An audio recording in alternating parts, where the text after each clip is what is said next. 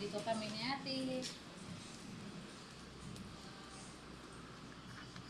Ate ni... Nakain kami ng pizza. Pizza. Ang init.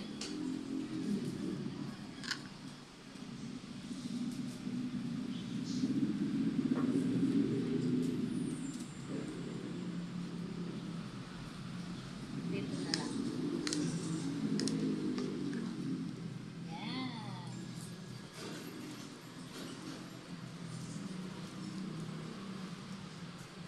Sa paso, nainitan ako.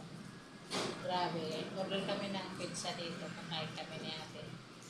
Tsaka milk tea. Yan na, bang matantay. Niluluto.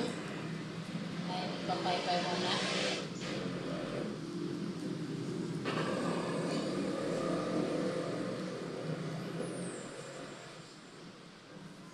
Ay, na.